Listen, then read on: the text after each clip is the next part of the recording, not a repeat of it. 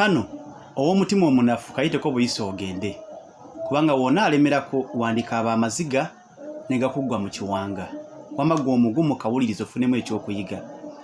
Waliwo omukazi abayita va mu inbox yange nenga buli wasindika message kuliko bo emoji obwamaziga ngalaga neetaaga kiba kite kumpi emyezi 2 nga simuwa budde olw'obungi bw'abantu wabula olwaleero ngambye omukyalo ono kamuddemu nemutuukira mu inbox ye nemwe namba ya WhatsApp nankubira ku video call nengamba kamuwa obudde twogedde essaawa 2 naye nga muzima gali nti omukazi ono abadde alina embeera gy'ayitamu. Mukazi bw'atta atandise bw'ati tikyasayimo nze ndi nfunzi siina jjajja siina taata siina maama abantu bange bonna baafa nenfumbirwa omusajja eyanjako vagirite yange. Omusajja ono nanzalamu abaana 3 okuli ow'emyaka 9 ow'emyaka 6 n'ow'emyaka 3 wabula embeera yali sinnungi e Uganda nentesa ne bba wange ngende e Bulaaya mpambane bwatyo mwami wange nantekamu obusente nange nengattako bwe nali ninawo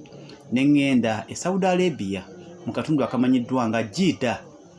Mazeeyo emyaka 3 mpambana kulaba nga tukyusa embeera. Buli kasente kenfuna nkasindikira bba wange kuba yeka gwe nnina.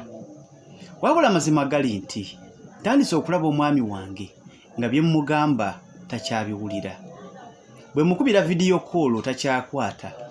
Sindika message olwaleero anziramu mu nnaku 2 mu maaso. Tikyasayimu oye musajja yekka gwe mmanyi mu nsi.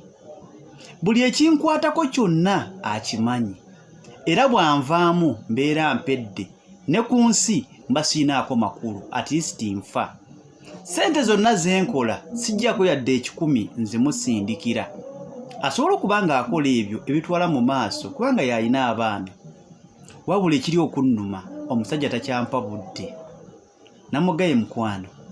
Amazima gali nti tulina programu emanyiddwa nga endobeso. Programu eno ekuyamba otegeera omusajja ono gwe weekuumidde goyita taata w'abaana bo goyita bbaawo kituufu naye gyali bwakitwala.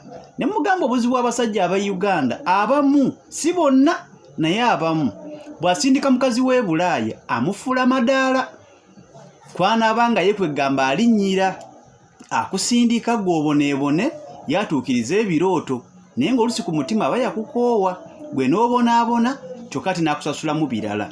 Ne mugamba kansabe Mukama Katonda ayambe bireme kubeera nga wembisuubira. Ne ngamba omukazi mpa ennamba ya bbaawo mbulira gy'abeera. Omukazi n'ampa